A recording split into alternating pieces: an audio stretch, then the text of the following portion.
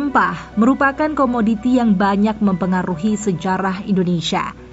Kegunaan rempah hingga kini tidak bisa dipisahkan dari kehidupan manusia di seluruh dunia. Indonesia, sebagai salah satu penghasil rempah dunia, telah dikenal sejak dahulu kala. Hal ini yang membuat Indonesia memiliki sejarah kuat jalur rempah.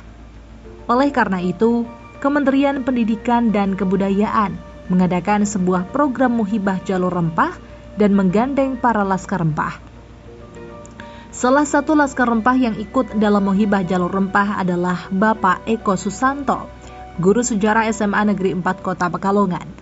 Seperti apa pengalaman beliau berlayar di jalur rempah Nusantara?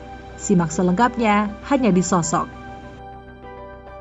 Baik Pak Eko Susanto, boleh diceritakan dulu awal mula suka dengan sejarah itu seperti apa?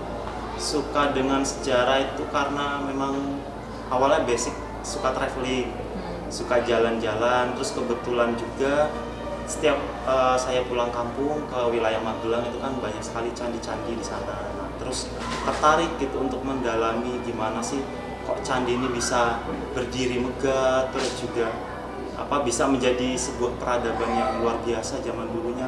Tapi ya seketika bisa hancur juga. Jadi kayak sejarah itu ya ada, terus kita bisa kayak time traveler gitu ya, bisa kembali lagi ke masa lalu dengan kita mempelajarinya. Jadi kecintaannya sih itu karena memang tertarik dengan objek-objek peninggalan sejarah gitu.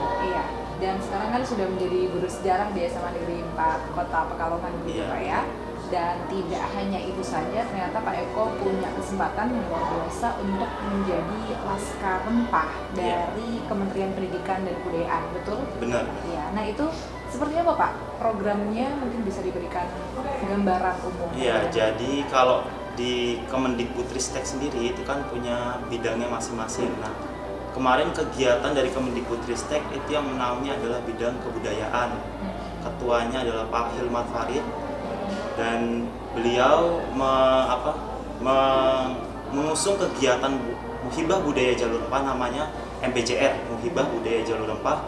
Ini untuk mengangkat jalur rempah sendiri agar bisa dikenal oleh dunia, sama seperti jalur sutra yang sudah dikenal banyak orang itu karena memang artikelnya banyak, terus juga dipublish oleh banyak media, sehingga jalur rempah yang sebetulnya lebih tua, bahkan usianya 4.500 sebelum Masehi, dibanding jalur sutra yang baru ada sekitar abad ketiga Masehi, itu malah justru lebih booming jalur sutra.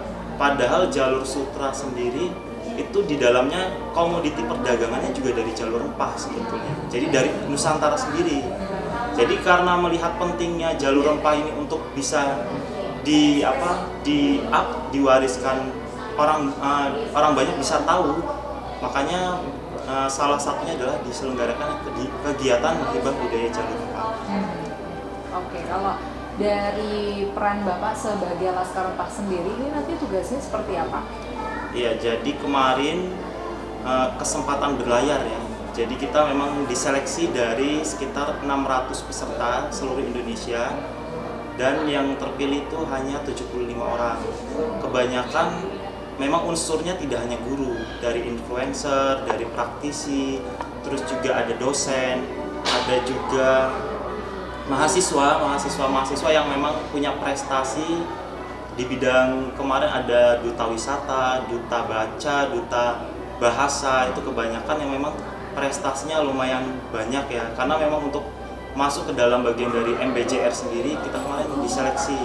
Seleksinya itu meliputi ada penulisan esai, karena kebetulan kegiatan ini sudah ada sejak tahun 2021, tapi karena terkendala pandemi, jadi kegiatannya dilakukan secara virtual waktu itu di Candi Borobudur. Terus baru di tahun 2022 mulai melakukan kegiatan secara luring yang disasar waktu itu Indonesia bagian timur. Jadi dari Surabaya, Bau-Bau, Buton, sampai ke Banda Neira, terus juga ke Nusa Tenggara Timur, berakhir kembali di Surabaya. Karena armada yang kita gunakan itu adalah KRI Dewa Ruci. Kemarin kita naik, berkesempatan dapat naik ke kapal legendaris yang saat ini sudah jadi cagar budaya juga dan dialihfungsikan untuk kegiatan menghibah budaya Jalur Rempah itu. Baru di tahun 2023 kegiatannya disasar di wilayah Indonesia bagian tengah, yaitu di Kepulauan Selayar kalau waktu itu, Surabaya dan Kepulauan Selayar, lalu kembali lagi ke Surabaya. Karena memang waktu di 2023 itu agak sedikit singkat gitu ya persiapannya juga, makanya titik singgahnya lebih sedikit, hanya di Kepulauan Selayar. Baru saya mencoba di tahun 2024 untuk kegiatan MBJR ini, itu titik yang kita singgahi ada sekitar 7, yaitu dari Jakarta, Belitung Timur, Dumai, Sabang, Malaka, dan juga Tanjung Uban, Lampung, dan juga Jakarta lagi. Jadi ini adalah di tahun 2024 karena memang tujuan dari Jalur Rempah sendiri di-up ke UNESCO dan sasarannya itu di tahun 2024 berhasil naik menjadi bagian dari list di UNESCO sendiri. Makanya kemarin disasar titiknya itu di wilayah Melaka. Jadi karena Melaka itu kan sebagai bandar dagang ya di zaman dulu, juga sebagai misi diplomasi yang kita lakukan kemarin, pelayaran sekaligus misi diplomasi budaya, dan berusaha untuk menyamakan suara dengan saudara kita di Malaysia bahwa Jalur Rempah itu bukan hanya milik kita Indonesia tapi juga milik dunia gitu. Karena kan kita itu dulunya dengan Malaysia memang bersaudara ya, yang memisahkan kita itu adalah penjajahan. Jadi administrasi dari penjajahan ini sendiri akhirnya memisahkan persaudaraan kita. Waktu itu ketika berlayar, apa saja yang Bapak dapatkan dan ingin Bapak bagikan ke siswa-siswa di sini? Jadi yang didapatkan adalah keanekaragaman budaya, karena yang direkrut kemarin dari berbagai daerah membawa budaya masing-masing, terus mempertunjukkan budaya yang kita punya, terus kita juga singgah di titik singgah ini, kita belajar tentang budaya yang ada di daerah yang kita singgahi. Jadi kita disambut juga oleh pemerintah daerah, diberikan jamuan kayak misalnya ada, karena Jalur Rempah sendiri itu kan tidak hanya tentang sejarah sebetulnya, ada 5 pilar di dalamnya. Ada historinya, ada kriya dan wastra, seni budaya, kuliner, dan juga ramuan obat.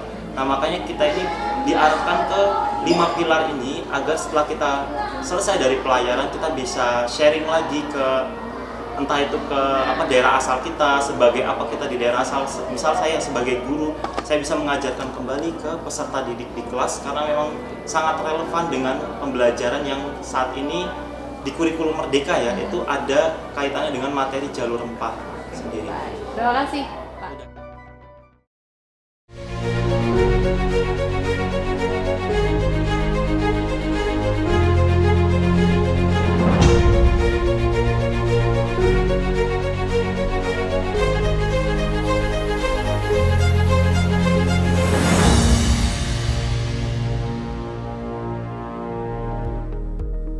Pengalaman yang luar biasa dalam misi mengenalkan Jalur Rempah ternyata membawa banyak inspirasi di SMA Negeri 4 Kota Pekalongan. Bapak Eko Susanto sebagai Laskar Rempah ingin memberikan dampak yang lebih luas terkait sejarah Jalur Rempah Nusantara. Tidak hanya kepada anak-anak didik, tetapi juga kepada masyarakat Kota Pekalongan.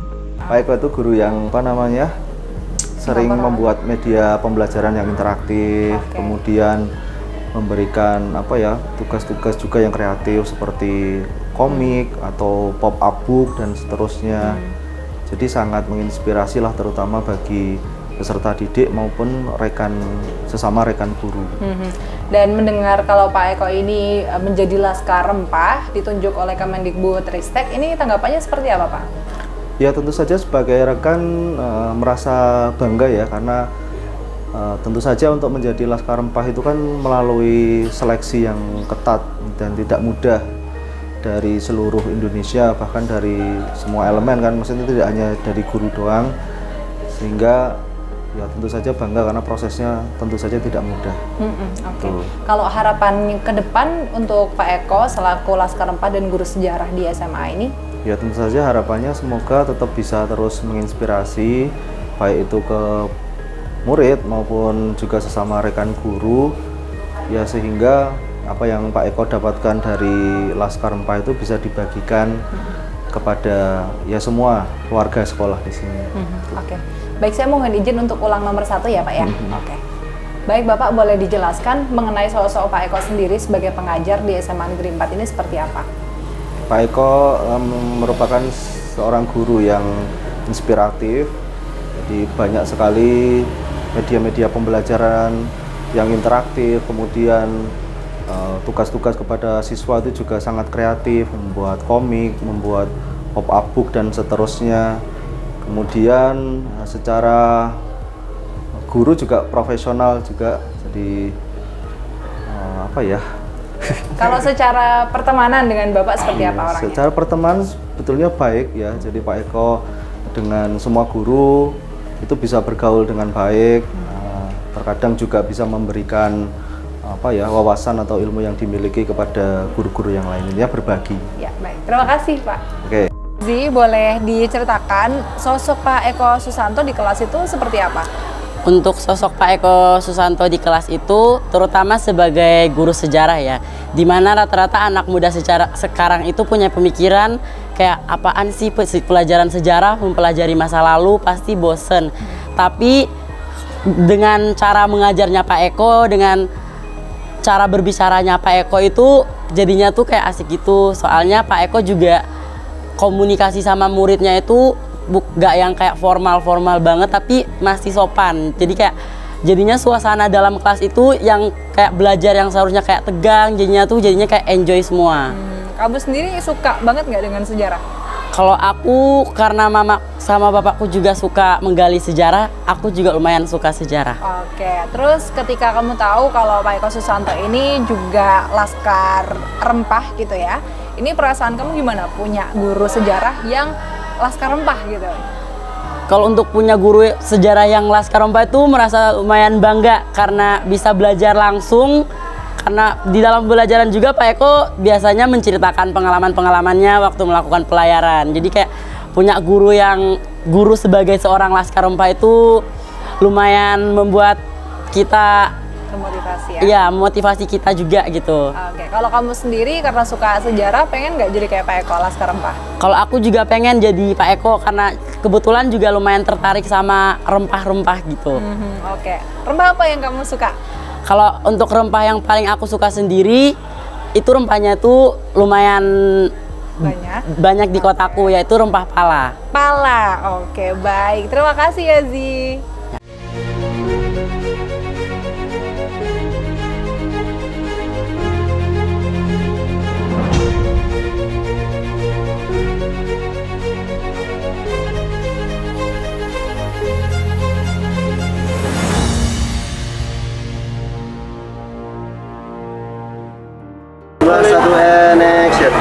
Oke, Pak Eko kan tadi sudah cerita tentang bagaimana pengalaman Pak Eko ketika berlayar begitu ya. Nah, ketika berlayar dan mendapatkan berbagai macam insight tentang jalur rempah, ketika Pak Eko sudah pulang kembali ke SMA Negeri 4, apa misi yang Bapak bawa untuk Bapak sebarkan ke anak-anak terkait jalur rempah? Ya, kalau kemarin kita juga di esai itu kan dicantumkan tindak lanjut apa yang mau kita kerjakan. Itu salah satunya memang ya kembali lagi ke kelas untuk menyampaikan tentang pentingnya jalur rempah kepada generasi sekarang. Yang kemarin waktu pembelajaran saya tanya siswa terkait dengan jalur rempah sendiri, memang belum ada yang paham. Terus juga kegiatan MBJR sendiri memang nggak ada yang tahu. Terus ya itulah kesempatan saya mengenalkan kembali jalur rempah melalui pembelajaran di kelas. Terus selain itu juga kemarin saya juga sempat sudah hubungin budayawan, salah satunya Mas Ribut. Oh iya. Nah, itu saya ajak untuk kolaborasi terkait dengan penelitian tentang konektivitas budaya di Pekalongan dengan budaya yang ada di Nusantara lainnya gitu. Jadi karena memang dari jalur perdagangan itu tadi kan, berdagang itu tidak hanya membawa komoditi perdagangan tapi juga membawa budaya. Nah, dari kesamaan yang ada di setiap daerah itu bisa menjadi aset gitu. Ternyata kita itu terhubung, terkoneksi gitu dengan budaya dari daerah lain, dan itu menjadi suatu fakta bahwa memang perdagangan yang terjadi di masa lalu itu benar terjadi gitu. Jadi ya mungkin nanti lebih ke penelitian, terus juga bisa dipublish untuk umum, juga bisa lihat artikelnya juga untuk orang lain, termasuk pembuatan konten setiap ada kegiatan kebudayaan.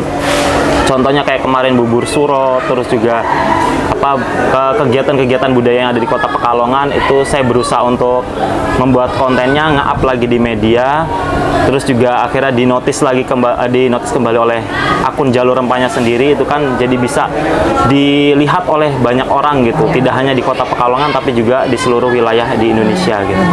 Oke. Kalau tadi ada tidak sih Pak ketika melakukan pelayaran fakta paling menarik terkait dengan jalur rempah yang tidak banyak diketahui oleh orang-orang?